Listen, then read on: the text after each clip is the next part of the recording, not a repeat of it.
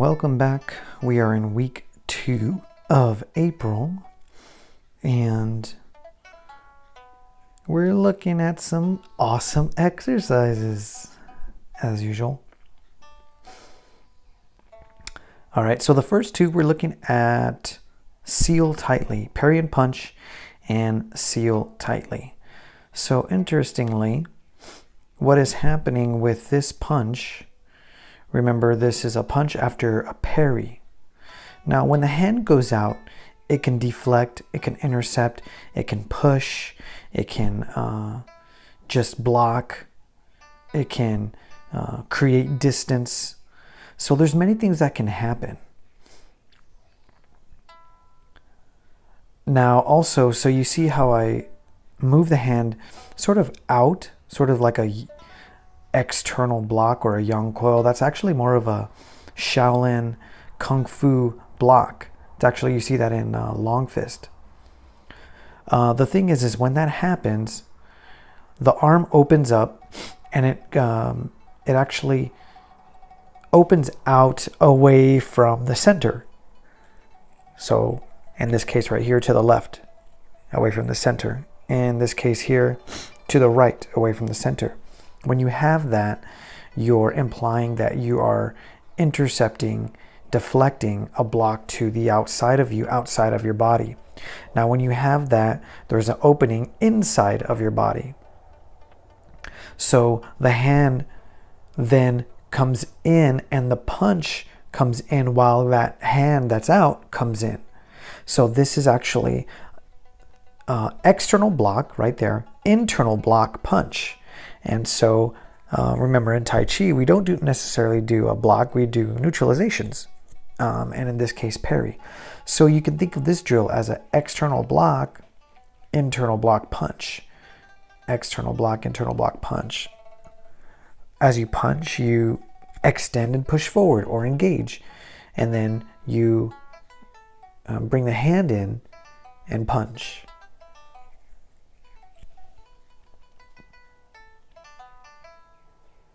Now, remember with this drill, we're breaking a wrist grab. So the backhand comes up to break the wrist grab.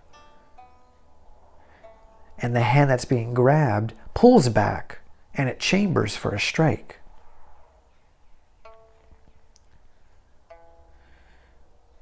So the key I think the trick here is that, keeping the mind steady on what's happening and what's going on and not getting confused with the left and the right.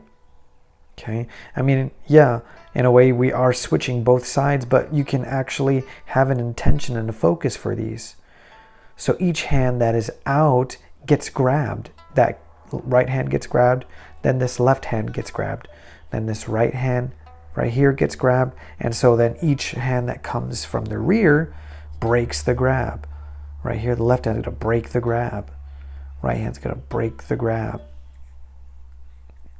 Right, so basically what the drill is implying is that each hand that is out gets grabbed. So you just continue to break the grab. So a lot of what I'm not talking about is the body structure. Remember, keep the body structure, keep the root, keep the body structure, chest, spine, bow. Now we're starting to go into the third part. Here's the transition. So we're combining that transition form with brush knee and settling. The wrist is on. Notice how I sink the weight as I turn. Sinking the weight always is a good idea. Allows you to connect to the feet, sink the root, sink the mind, and bring the movement up from the feet.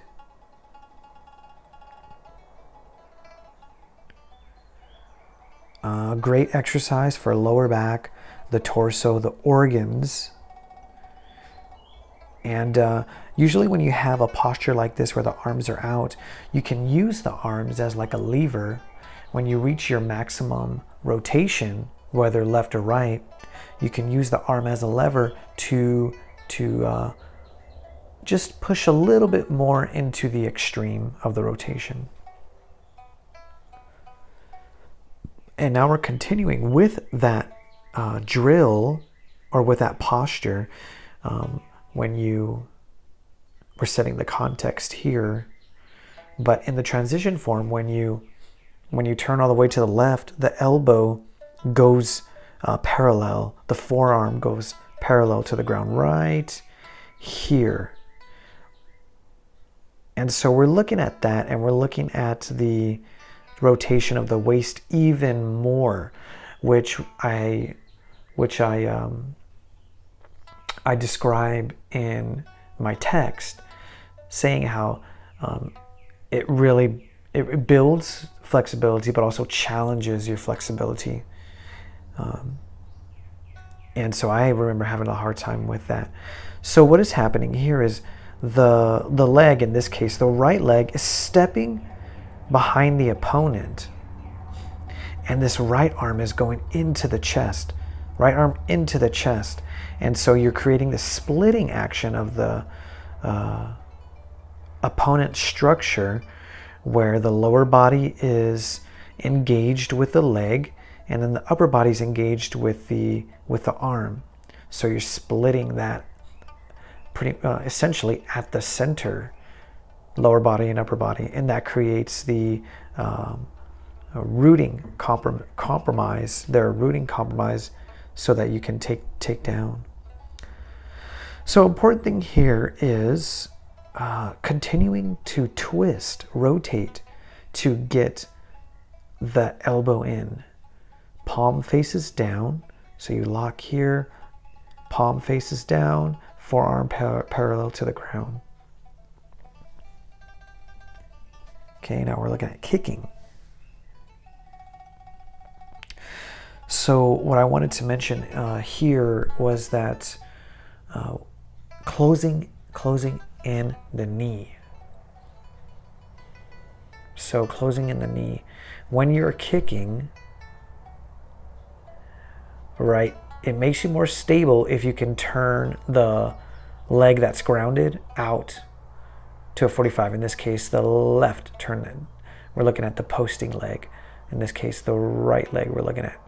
In this case, the left leg we're looking at, right? You see how my knee continues to point inward? And we know that we do this with our stance because we're protecting the groin. But notice how I'm not opening up. I'm really trying to keep that tight.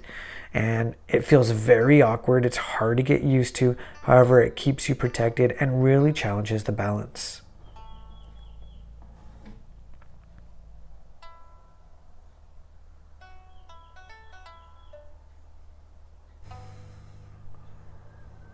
All right, now we're looking at 3 different angles. I really like this drill because we're looking at just from Pong, which can feel quite linear. We talked about this before.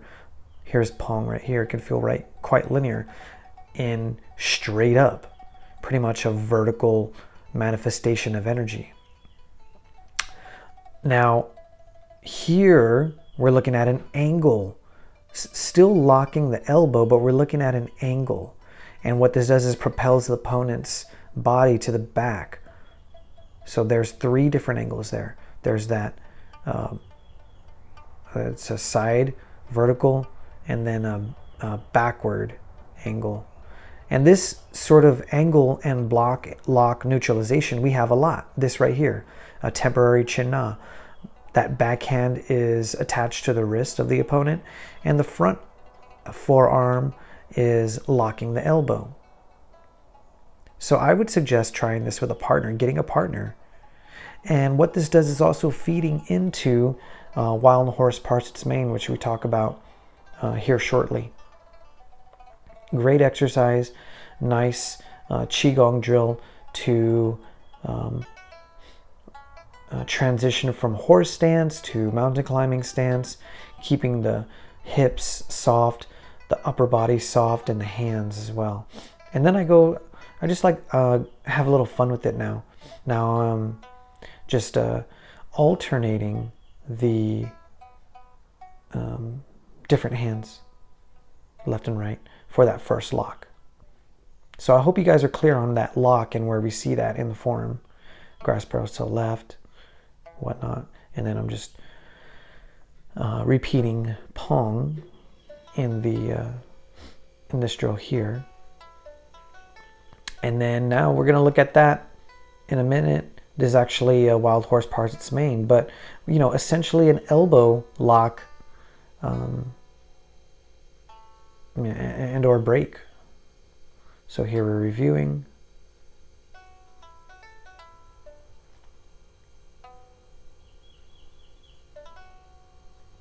And you can even, with that third angle, go into the armpit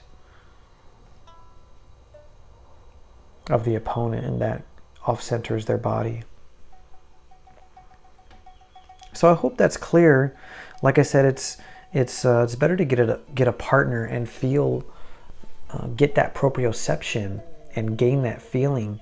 Once you get someone's elbow and you're trying to lock it, and you get the feedback from them, you can really sit in the stance, root down, engage the spine, engage the chest to put that pressure that's needed. All right, thanks for watching. We'll see you next week here at the Taijiquan Calendar Series 2019. Take care.